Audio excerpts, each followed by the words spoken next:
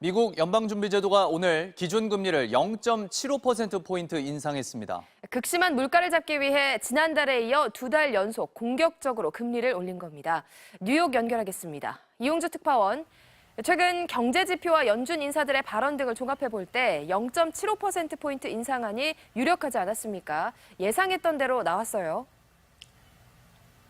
네, 예상대로였습니다. 연준은 이틀 일정의 공개시장위원회 정례 회의를 마무리하고 기준금리를 0.75%포인트 올린다고 밝혔습니다. 현대 연준 역사상 2회 연속으로 금리를 0.75%포인트 인상한 건 처음이라고 현지 언론은 보도하고 있습니다. 이사 12명의 만장일치로 결정한 건데요. 무엇보다 물가 안정에 힘을 쏟겠다는 취지입니다. 제롬 파월 연준 의장의 말 들어보시죠. We are highly attentive to inflation risks and determined to take the measures necessary to return inflation to our 2% longer-run goal. 파월 의장은 사상 최고 수준으로 나온 6월 소비자 물가 상승률을 고려할 때 이번 금리 인상폭이 적절한 것으로 판단했다고 밝혔고요. 또 공급 제약이 예상보다 크고 길다는 점, 우크라이나 침공에 따른 휘발유와 식품 가격 인상 등의 여파로 인플레이션이 쉽게 끝나지 않을 것이다. 더 놀라운 인플레이션이 올 수도 있다. 이렇게 경고했습니다. 그러면서 다음 회의 9월에도 큰 폭의 금리 인상이 적절할 수도 있다고 덧붙였습니다. 경기 침체 우려와 관련해서는요. 파월 의장은 성장 속도가 느려지고는 있지만 고용 시장이 전례 없이 튼튼한 점을 고려할 때 미국 경제가 침체에 빠졌다고 보지 않는다. 이렇게 선을 그었습니다. 오늘 발표로 이 미국 금리가 우리나라 금리를 넘어버린 한미 금리 역전 현상이 벌어졌군요. 네, 0.75%포인트 인상에 따라 1.5에서 1.75%였던 미국 금리는 2.25에서 2.5%로 올랐습니다. 지금 우리나라 기준금리는 2.25%인데요. 미국 금리가 우리보다 0.25%포인트 높아진 겁니다. 1999년 이후 이 같은 금리 역전은 3차례 있었는데요. 무엇보다 우려되는 건 자본 유출 가능성입니다. 금리가 낮은 나라에서 돈을 굴릴 이유가 굳이 없겠죠. 그렇다 보니 외국인 투자자들을 중심으로 우리나라에서 자금을 빼갈 수도 있다는 건데요. 우리 주식시장에 이미 여러 가지 불안 요인이 반영돼 있기 때문에 당장 큰 폭으로 이어지진 않을 것이다. 이런 전망도 나오고 있습니다. 지금까지 뉴욕에서 전해드렸습니다. IMF가 올해 세계 경제 성장률을 대폭 하향 조정했습니다. 미국과 중국, 유럽연합 등 이른바 빅3 지역의 하락폭이 특히 컸는데 미국에선 경기 침체가 이미 시작했다는 분석도 나왔습니다. 뉴욕에서 이용주 특파원입니다.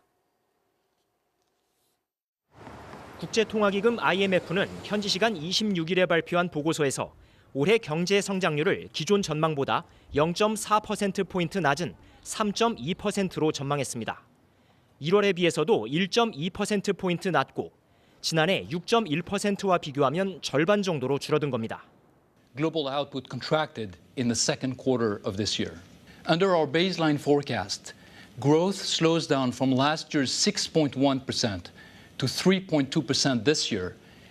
특히 올해 2분기 성장률은 코로나 직격탄을 맞았던 2020년 이후 처음으로 감소한 것으로 추정됐습니다. 한국의 올해와 내년 성장률 모두 기존 전망보다 떨어진 2.3, 2.1%로 하향 조정됐습니다. 특히 미국과 중국의 성장률 예상치가 대폭 내려갔습니다. 최대 경제대국인 미국은 가계 구매력 감소와 통화 긴축 정책 등으로 1.4% 하락했습니다.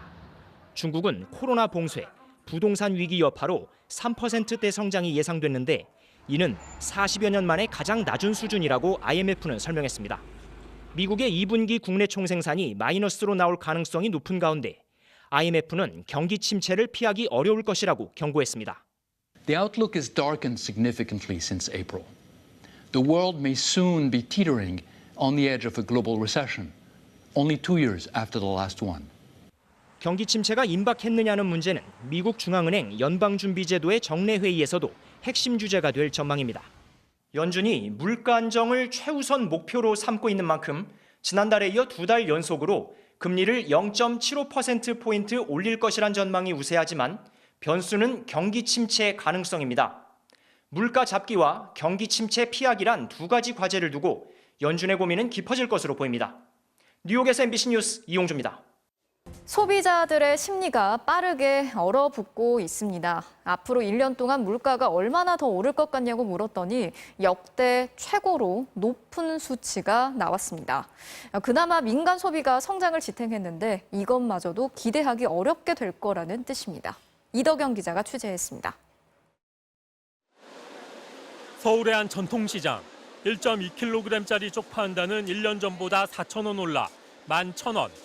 1.4kg 무항개는 1,500원이 올라 3,500원입니다. 열무는 지난주까지 8,000원이었는데 가격이 뚝 떨어져 3,500원이 됐습니다. 안 오른 게 없어요. 다 올랐어요. 이게 좀 실제로 가게에도 좀 부담이 되시나요? 그럼요. 작년에는 이런 거 하나에 2,000원, 3,000원 그렇게 하는데 지금은 2,000원짜리가 없어요.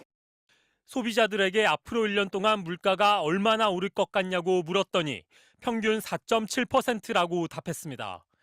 이걸 기대 인플레이션율이라고 하는데 조사가 시작된 2008년 이후 가장 높았습니다. 소비자들이 물가가 오를 거라고 예측하면 임금 인상 요구도 높아지고 실제로 물가가 더 오르는 악순환이 일어납니다. 앞으로의 생활 형편, 가계 수입, 경기 전망도 모두 떨어졌습니다. 이걸 모두 종합한 소비자 심리 지수는 기준선인 100보다 한참 낮은 86. 소비자들의 심리가 얼어붙은 겁니다. 생계비가 올라가니까 이제 덜 먹어서 이제 생활의 이제 수준이 전반적으로 질이 좀 낮아졌을 뿐이지 조금 지나면 괜찮겠다 이런 생각은 잘 안 들어요. 금리가 계속 오르고 있는 것도 문제입니다. 한국은행은 기준금리가 0.25%포인트 오를 때마다 민간 소비가 최대 0.15% 감소한다고 분석했습니다. 그나마 2분기에는 민간 소비가 성장을 지탱했는데 이제 이것도 기대하기 어렵다는 뜻입니다.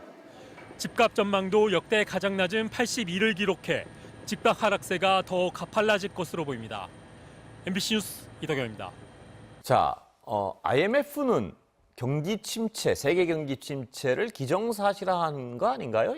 네, 그렇게 볼 수 그렇게 있습니다. 봐야죠. 예. 어떤 건가요, 그러니까? 뭐 그게? 세계은행이나 IMF나 이제 실은 작년 말부터죠. 예. 올해, 그러니까 내년치에 대한 전망, 또 후년치에 대한 경제 전망을 하지 않습니까? 근데 그게 정확하지 않으니까 2개월 혹은 3개월마다 수정치를 내놓게 되는데요. 예. 이번에 또 한 번 세계 경제 성장률, 여기에는 우리 한국 경제 성장률도 포함이 되어 있습니다. 예. 하향 조정을 했었는데 제가 IMF가 작년 말에 내놓았던, 그러니까 우크라이나 사태 터지기 직전이죠. 어떻게 세계 경제 성장률을 전망했느냐? 무려 6.1%였습니다. 아, 예. 이게 4.4로 낮아졌고요. 이게 다시 3.6으로 낮춰졌고 이번에 다시 또 0.4%포인트를 또 하향 조정을 예. 해서 이제 3.2%의 세계 경제 성장률을 봤는데 이렇게 하향 조정하는 이유는 뭐 저도 알고 예. 앵커도 알고 다 아는 예. 겁니다. 높은 인플레이션. 예. 거기다가 중국의 이제 경제 봉쇄인데 이제 우회적으로 얘기한 거죠. 제로 코로나라는 게 솔직히 이게 이제 예. 좀 실현 불가능한 예, 거잖아요. 그렇죠. 예. 예. 중국에 대한 경기 침체. 딜레마죠, 그리고 완전히. 예. 세 번째가 우크라이나 사태인데 그 어느 것도 지금 해결될 조짐은 보이고 있지 않다라고 해결 해서 방안도 마땅치 않고요. 그렇죠. 예. 뭘 이게 노력한다거나 뭘 하면 풀린다라는 구조가 그렇습니다. 아니지 않습니까? 예. 이 세 가지 모두가. 예. 그래서 또 한 번 하향 조정을 했는데 아마도 그 뉘앙스나 이런 것들을 보면 이미 경기 침체 레드라인에 있다. 이렇게 IMF는 판단하고 있는 것 그러면 같습니다. 경기 침체에 곧 들어간다 이렇게 해석할 수 있는 건가요? 그렇죠. 예. 그 3일 전이었었죠. 이 자넷 옐런, 우리 왔다 갔던 이제 미국 재무장관이 갑자기 이제 나와서 이런 얘기를 합니다. 현재 미국 경제는 슬로잉, 둔화이긴 하지만 경기 침체는 아니다. 예. 굳이 현 집권 네, 이런 이야기를 나와서 할 필요는 예. 없거든요. 예. 이제 곧 미국의 2분기 이제 GDP 성장률이 발표가 될 텐데 일단 1분기에 미국은 이제 마이너스가 떴습니다. 예. 그러니까 아마도 제 예상에는 살짝 미국의 2분기 GDP 성장률도 마이너스가 나온 게 아닌가. 아, 그러면은 우리가 보통 뭐 반기, 분기, 연간에서 두 번 연속 마이너스가 나올 때 더블dim 얘기를 하지 않습니까? 물론 2분기라는 것은 일단 더블dim 중에서도 가장 약하기는 하지만 예. 어쨌든 더블dim이 오면 그건 경기 침체니까요. 예. 그런 거를 좀 해명하기 위함이 아니었나 이렇게 봅니다.